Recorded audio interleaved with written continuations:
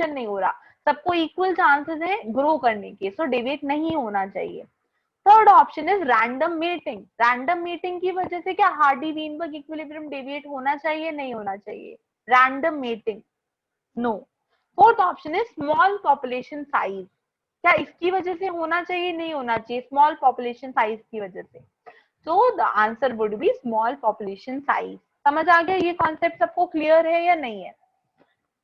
Is this concept clear to everyone? Is this concept clear to everyone? Okay. So मेरा first point था the allelic frequency at an autosomal locus in a population will not change from one generation to the next generation. This is called as allelic frequency equilibrium. ठीक है?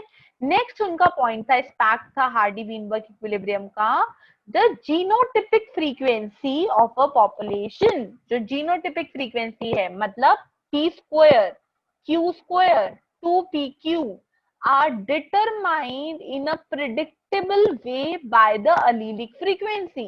Allelic frequency की help से I can predict the genotypic frequency. समझ आया? मैंने बोला ना P plus Q is 1. P की फ्रीक्वेंसी पता है, Q की फ्रीक्वेंसी पता है. I know the frequency of allelic frequency. दोनों को स्क्वायर करके I would get the frequency of genotype.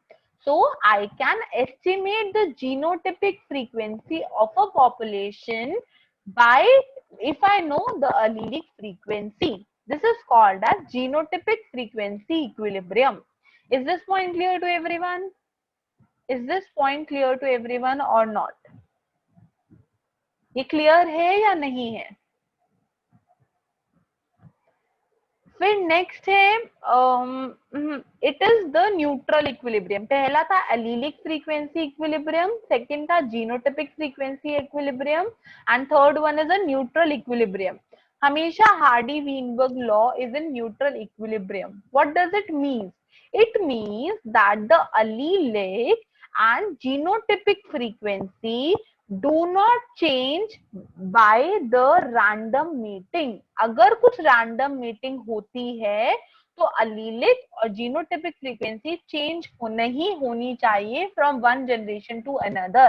But if some external force like migration, natural selection, mutation, कोई भी ऐसा फोर्स अगर अप्लाई हो गया इसके ऊपर, then my Hardy-Weinberg equilibrium is not valid. ये पॉइंट समझ आया सबको? Third point, is this point clear to everyone or not? Is it clear to everyone? Is it clear or not? ठीक है, then the next point is अब इसको बस हम पढ़ लेंगे एक बार। हार्डी-वीनबर्ग इक्विलिब्रियम की डेफिनेशन क्या है?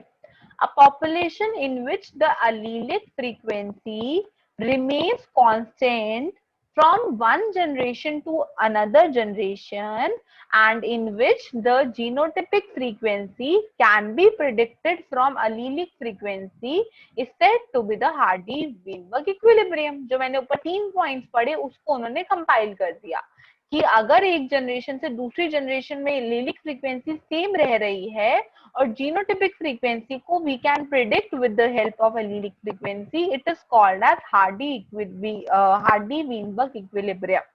समझ आ गया सबको? ये P plus Q, ये 1, ये मैंने आपको समझा दिया है।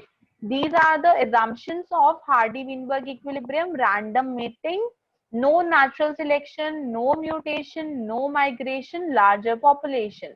The population is large so that the frequency of allele does not change from one generation to another because of by chance. और chance क्या है? By sampling error. Because smaller population में there is a chance of sampling error. Is this clear to everyone or not? Is this clear to everyone or not? This is about my Hardy-Weinberg law. अब एक next point और आता है जो last point है Hardy-Weinberg law का। इसको बस एक the random change in allylic frequency. हमने बोला था कि जब हम छोटा पॉपुलेशन लेते हैं, फाइनाइट पॉपुलेशन को we can say a small population, हमने बोला कि जब भी हम छोटी पॉपुलेशन लेते हैं, there is a chance of change in allelic frequency. We have studied that point above कि small frequency लेने की वजह से क्या प्रॉब्लम होगा, there is a chance of random error, और random error की वजह से allelic frequency change हो जाएगी. This process is called as genetic drift. If someone asks you what is the definition of genetic drift, the random change in allelic frequency. random change हो रहा है allelic frequency में. कैसे change हो रहा है? Simply due to change from one generation to another in a finite population. Finite को we are taking it as a small population. अगर हम एक small population लेंगे, उसकी वजह से क्या होगा? There is a change in allelic frequency and this process is called as genetic drift. Is this point clear to everyone? This is the point related to my small population, जिसको उन्होंने नाम दे दिया genetic drift के नाम से. समझ आ गया सबको? Is this point clear to everyone or not?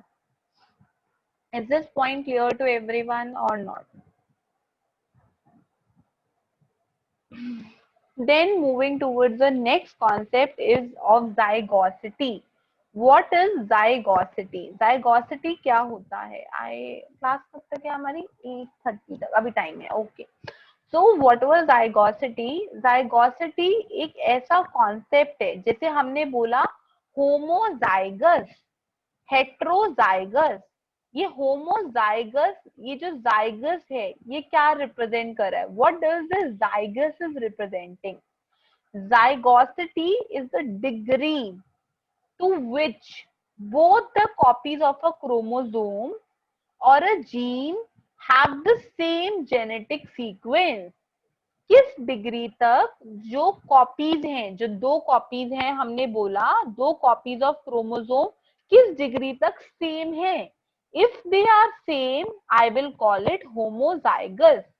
And if they are different, जो दोनों कॉपीज फ्रॉम दो कॉपीज जो है एक क्रोमोसोम की, अगर वो डिफरेंट होंगी, I will call it heterozygous. So zygosity का मीनिंग क्या है? It is the degree to which both the copies of chromosome, जो दो कॉपीज हैं क्रोमोसोम्स की या जीन की, they have the same genetic sequence. So if I am saying homozygous, मतलब दोनों कॉपीज, जो दोनों कॉपीज हैं, they were same. Zygosity मतलब वो जो कॉपीज हैं उनका नेचर कैसा है, क्या वो सेम है या अलग है? तो होमो मतलब सेम है, दोनों कॉपीज जो हैं क्रोमोसोम की वो सेम है. हेट्रोजाइगस मतलब दोनों कॉपीज क्रोमोसोम्स की डिफरेंट हैं. Hemizygous we will use a term hemizygous का मतलब होता है जब ड्यू टू म्यूटेशन कोई एक कॉपी, मतलब एक जो एलील है वो मिस हो गया, वन एलील इज मिसिंग. और अगर दोनों एलील मिसिंग हो जाएंगे, it will eventually lead to death of a person. But अगर दोनों एलील मिस हो जाएंगे तो उसके लिए एक टर्म यूज होती है विच इज कॉल्ड एज नलीजाइगस. ये समझ आया सबको? जाइगोसिटी इज जो मेरी दो कॉपीज हैं, एक अलील में, एक क्रोमोसोम के दो अलील जो हैं, जो दो कॉपीज हैं, उनका क्या नेचर है, दैट इज टोल्ड बाय जाइगोसिटी. सो जाइगोसिटी अगर होमो है, मतलब दोनों का नेचर सिमिलर है, दोनों कॉपीज में सेम टाइप का अलील प्रेजेंट है, then I will call it homozygous. Heterozygous दोनों में अलग है. हेमीजाइगस मतलब एक अलील मिसिंग है, और नलीजाइगस मतलब बोथ अलील मिसिंग है. ये कुछ टर्म्स दी हुई है आपकी सिलेबस में, so you have to understand it because they can, वो क्या करते हैं एग्जाम में, बहुत रैंडमली चार ऑप्शन में से एक दो ऑप्शन में ये नाम दे देते हैं. तो आपको इनके डिटेल में नहीं जाना, but you should understand what is the meaning of these terms.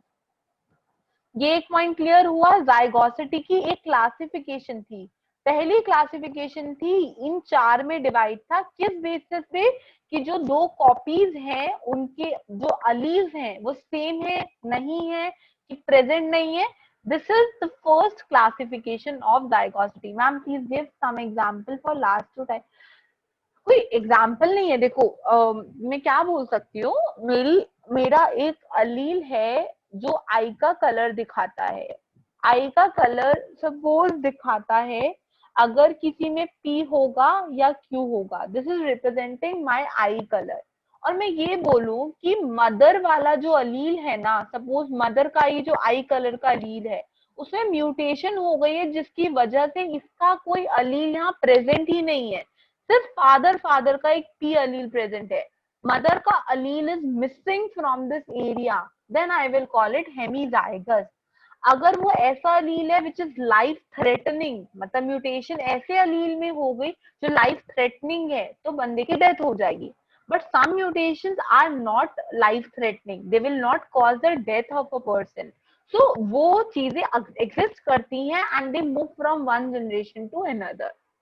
ठीक है, इसका सिर्फ इतना सा मीनिंग है, अगर एक अलील मिसिंग है मतलब सिर्फ एक अलील प्रेजेंट है, मदर या फादर में से किसी एक का अलील प्रेजेंट नहीं है, हो सकता है वो अलील इतना ज्यादा लाइफ रिस्क ना कॉज करता हो, अगर एक भी प्रेजेंट है we can survive with that, so वो एक जनरेशन से दूसरी जनरेशन में ट्रांसफर होगा। बट वो अलील इतना ज्यादा लाइफ सपोर्टिंग है कि अगर वो प्रेजेंट ही नहीं है तो बंदे की डेथ हो जाएगी, so it will not going to transfer from one generation to another, so this is hemizygous. और अगर दोनों एक स्पेसिफिक अलील प्रेजेंट ही नहीं है, ma'am does not mean non diploid, no no no no, diploid represent करता है कि क्रोमोसोम जो 23 पेयर ऑफ क्रोमोसोम्स हैं वो कैसे हैं, they are representing 23 pair of chromosome कैसे है, दो दो की फॉर्म में, इट इज डिप्लॉयड। और जो ये हम होमोजाइगस हेट्रोजाइगस की बात कर रहे हैं वो हम ये बोल रहे हैं एक क्रोमोसोम का 23 क्रोमोसोम नहीं, कोई एक स्पेसिफिक क्रोमोसोम है उसके डीएनए का एक छोटा सा अलील मिसिंग है, दिस इज रिप्रेजेंटिंग हेमीजाइगस। लेकिन बाकी सारे 22 पेयर ऑफ क्रोमोसोम तो पूरे पूरे डिप्लॉयड है ना, और ये भी डिप्लॉयड है, ये भी डिप्लॉयड है। एक जो डीएनए, एक क्रोमोसोम के अंदर एक डीएनए में ना बहुत सारे थाउजेंड्स ऑफ अलील्स होते हैं, तो बस उसमें से एक अलील मिसिंग है, so how can we say it non diploid, it is diploid only, but diploid ही होगा, but उस allele का एक portion missing है। so this is about zygosity, एक classification है, ठीक है। then moving towards the next, zygosity को हम एक तो इस classification के according divide करते हैं, और दूसरा we can also divide it into autozygous and allozygous, there is one more classification for this। ऑटोजाइग एक क्लासिफिकेशन थी जाइगोसिटी की, हेट्रो, हेमी, होमो एंड नलीजाइगस। दूसरी क्लासिफिकेशन है ऑटोजाइगस एंड होमोजाइगस। ऑटोजाइगस का मीनिंग क्या होता है, व्हाट डज ऑटोजाइगस मीन? जाइगोसिटी का हमने एक डेफिनेशन बोला दैट इफ द कॉपीज, जाइगोसिटी हमें ये बताता है जो दो कॉपीज है क्रोमोसोम्स की वो कैसे एग्जिस्ट कर रही है, किस फॉर्म में एग्जिस्ट कर रही है, इट इज रिप्रेजेंटिंग जाइगोसिटी।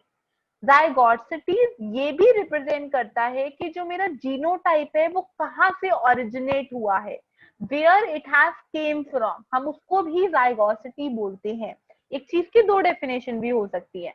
तो फर्स्ट जो क्लासिफिकेशन थी वो उस बेसिस पर थी कि दोनों कॉपीज में किस फॉर्म में है अलील, और दूसरा है ये जो अलील हैं, ये जो जीनोटाइप्स है, इनका ओरिजिन कहाँ से हो रहा है, that is also representing my zygosity। if that genotype जो आ रहा है जो मेरे पास, सपोज वो ऐसे पेरेंट से आ रहा है, because I am going to receive that genotype from my parents, और सपोज मेरे पेरेंट्स ऐसे पेरेंट्स से आ रहा है if they have a common ancestor, मेरे जो पेरेंट्स हैं उनका कॉमन एंसेस्टर है अगर कोई, अगर ऐसी जगह से मेरे पास जीन आ रहा है, जीनोटाइप आ रहा है, आई will call it auto. Auto मतलब खुद से, मतलब एक कॉमन एंसेस्टर है। और एलोजाइगस तब होगा जब हम बोलेंगे कि जो जीनोटाइप आ रहा है वो सेम एंसेस्टर से नहीं आ रहा। यूजुअली जो मैरिजेस होती हैं इंडियन कल्चर में, वो कभी भी भाई बहनों के बीच में शादियां नहीं होती, there won't be any marriages in between the brother and sisters. क्यों? अगर ब्रदर एंड सिस्टर्स के अंदर मैरिज हो गई, उन दोनों का एंसेस्टर एक कॉमन एंसेस्टर है, दोनों एक ही एंसेस्टर से बिलोंग करते हैं, तो जब उनके बच्चे होंगे ना, they will be called at autozygous, because हमारे फादर और मदर का इंसेस्टर इज सेम, सो हमेशा autozygous is very rare because common ancestors के बीच में मैरिजेस नहीं होती। But if the marriage is between, हो तो सकती है ना, ऐसा तो नहीं है ना कि नहीं होगी। In I guess in the Muslim culture they can marry their brother and sister, not the siblings नहीं, बट जो उनके कजिन्स होते हैं उनके बीच में मैरिजेस हो सकती हैं। तो कहीं ना कहीं उनके एंसेस्टर्स कॉमन आ जाएंगे। हो सकता है फर्स्ट जनरेशन में कॉमन ना हो, हाँ मतलब आई don't no of other culture, but क्या होता है कहीं ना कहीं किसी में तो कॉमन एंसेस्टर हो गया ना। अगर भाई बहन है तो कहीं ना कहीं एक एंसेस्टर कॉमन आ गया। तो अगर एक कॉमन एंसेस्टर है, आई विल कॉल कि अगर मैं एज अ पर्सन जो हूँ, मेरा कॉमन एंसेस्टर है, मतलब मैं जो आई हूँ, जो मेरा बर्थ हुआ है, मेरे पेरेंट्स भाई बहन थे और उनकी शादी हुई, तो मेरे जो जीनोटाइप होगा ना, that would be called as autozygous because they have come from a same ancestor. And if it is coming from different ancestor, I will call it a allozygous. This is the difference between autozygous and allozygous. Yes, ma'am, in some tribal areas to inherit. हाँ ठीक है, समझ आ गया ना ये चीज ऑटोजाइगस और एलोजाइगस क्या होता है। मोस्टली दिस इज वॉइडेबल, मतलब सेम भाई बहनों में मैरिज करना क्यों वॉइडेबल है, बिकॉज इसका सोल रीजन ही ये है कि अगर कोई हेरिटेबल डिजीज मुझे है, अगर सपोज मुझे कोई हेरिटेबल डिजीज है, तो there is a high probability मेरे भाई बहन को भी वो हेरिटेबल डिजीज होगी। तो हो सकता है वो डिजीज डोमिनेंट स्टेट में तो सरवाइव करा रही है इंसान को, बट जब वो रिसेसिव हो गया तो it will lead to death of a person. तो इन सब चीजों को अवॉइड करने के लिए, because there is a very high chance अगर ब्रदर सिस्टर में मैरिज हो रही है तो दोनों के पास कोई म्यूटेटेड जीन हुआ तो it will lead to the death of their child. तो इसीलिए हमेशा अवॉइड करना चाहिए कि अपनी मेटर्नल या पेटर्नल फैमिली में मैरिज करना।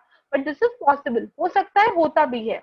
तो जब कॉमन एंसेस्टर है आई विल कॉल इट ऑटोजाइगस, जब कॉमन एंसेस्टर नहीं है आई विल कॉल इट एलोजाइगस। और दूसरा एक चीज होती है, ऑटोजाइगस वुड बी रैंडम और non random mating. Random mating होगी कि नॉन रैंडम होगी? ऑटोजाइगस कॉमन एंसेस्टर्स में शादी करना, ये रैंडम है कि नॉन रैंडम है? This should be non random. Random would be the one जो बहुत रैंडमली होती है, जो मैक्सिमम केसेस में होती है, but non random is the one which is not in the maximum cases. Non random है वो, रैंडमली खुद से नहीं होती है, वो कराई जाती है। सो एलो जो ऑटोजाइगस का प्रोडक्शन होता है that is by non random meeting, और नॉन रैंडम मीटिंग को we will call it inbreeding. Inbreeding का मीनिंग होता है that when we have a common ancestor, उस टाइप की मैरिजेस को हम इनब्रीडिंग बोलते हैं। Inbreeding is the other name, जब हम उसको ये बोलेंगे कि अगर मेरा कॉमन एंसेस्टर है तो इस काइंड ऑफ मेटिंग को मैं नॉन रैंडम मेटिंग बोलूंगी, and this is also representing by a term inbreeding. So inbreeding is a synonym of non-random meeting. अब ये अगर हम इसको पढ़े, what is it is written, लिखा है if the two alleles at a locus originate from a common ancestor, common ancestor से कैसे आएंगे? By non-random meeting, which is also called as inbreeding, the genotype is called as autozygous. लेकिन जब हम बोलेंगे, अभी ये नेक्स्ट पॉइंट बताती हूँ, बट उससे पहले एक बार next point is when the two alleles come from different sources, the genotype are called as allozygous. और जब भी ऑटोजाइगस होता है यूजुअली होमोजाइगस की कंडीशन आ जाती है, और जब भी एलोजाइगस होगा they can be either homozygous, they can be either heterozygous, but हमेशा ऑटोजाइगस कंडीशन में it would be homozygous, same ही होगा बिकॉज सेम पेरेंट से आ रहा है।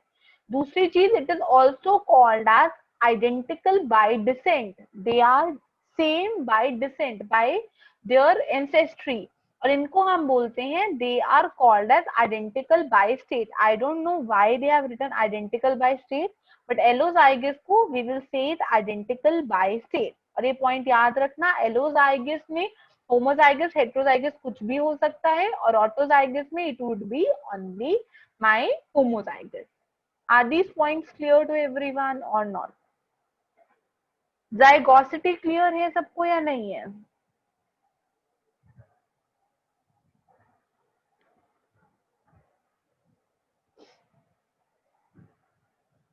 Is it clear to everyone? Then next topic is my interaction. हमने ये इंटरैक्शन आप बहुत डिटेल में आप इकोलॉजी में पढ़ोगे, और इतना सब हमें यहाँ पढ़ने की जरूरत नहीं है बिकॉज टॉपिक में ये सब चीजें नहीं है, बट एक कॉन्सेप्ट समझाने के लिए ये सब हमें पता होना चाहिए। म्यूचुअलिज्म मतलब दोनों स्पीशीज को फायदा हो रहा है। कॉमेंसलिज्म मतलब एक को फायदा हो रहा है, एक को ना तो फायदा है ना नुकसान है दूसरे को।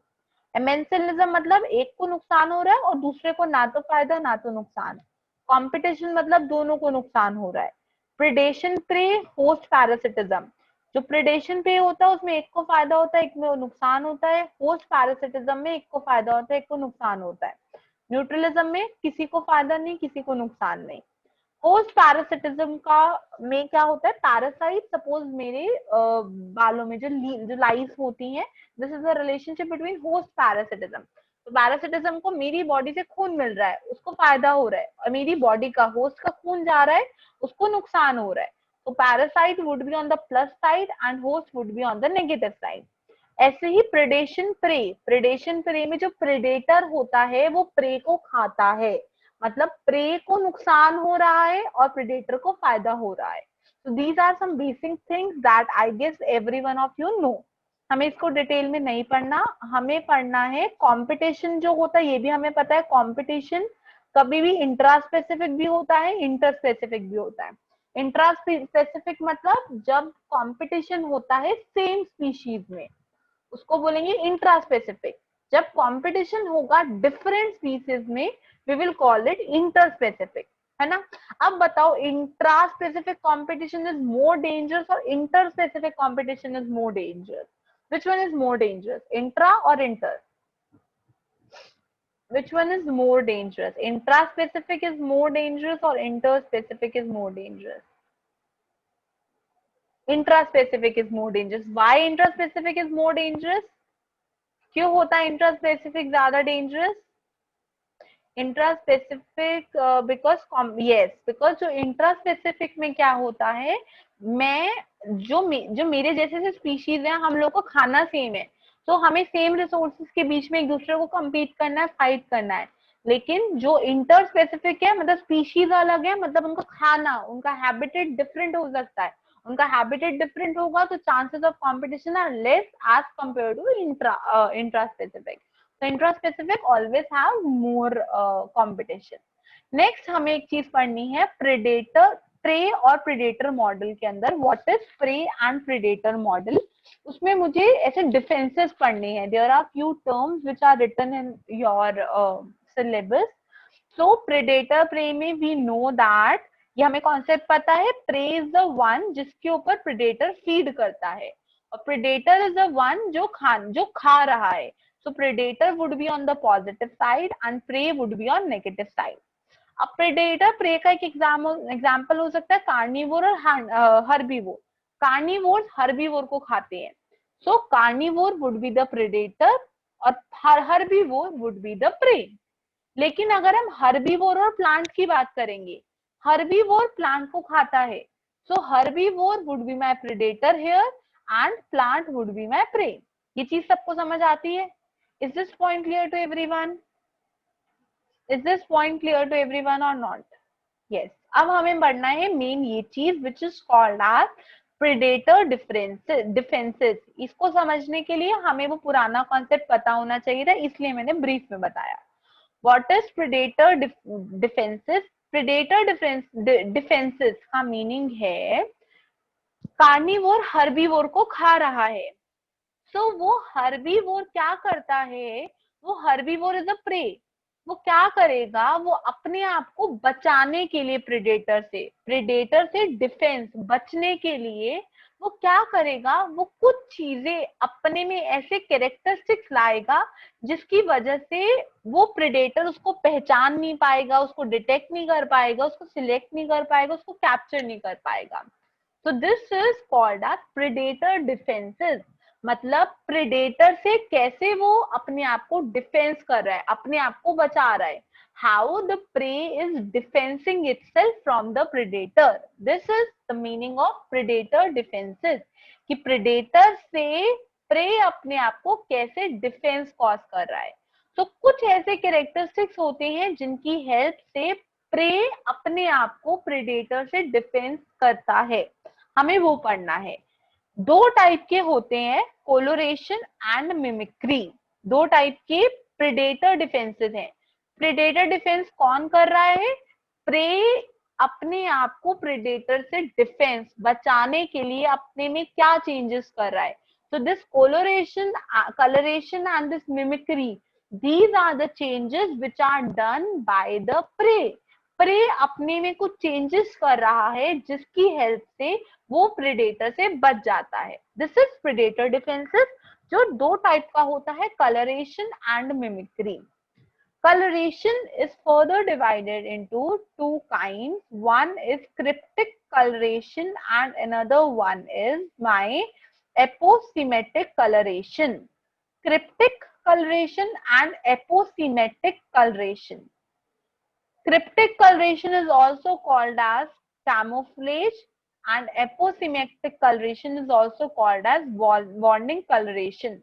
Coloration का मीनिंग क्या है कि प्रे अपने कलर में कुछ चेंज ला रहा है जिसकी हेल्प से वो अपने आप को प्रेडेटर से बचा देगा। This is the definition of colouration, that the prey is making some changes in its body with the help of which that prey is defending itself from the predator. Coloration सबको समझ आया? What is coloration? Coloration clear हुआ? So that I will move toward these two. Coloration clear हुआ? पहला kind है colouration का cryptic colouration, जिसको camouflage भी बोलते हैं।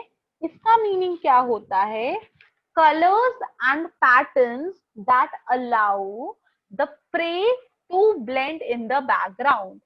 मतलब प्रे अपने में कुछ ऐसे कलर के चेंजेस ला रहा है या कुछ पैटर्न में ऐसे चेंजेस ला रहा है जिसकी वजह से वो उसका कलर बैकग्राउंड से सिमिलर हो जाता है। मैंने एक चीज समझाई थी, किसी को याद है इससे related? Yes, peppered moth. Yes yes yes, बिल्कुल सही, मैं यही चीज पूछ रही थी। इट वाज, इसका नाम क्या था? What was that? ये नेचुरल सिलेक्शन का कौन सा टाइप था? What was that?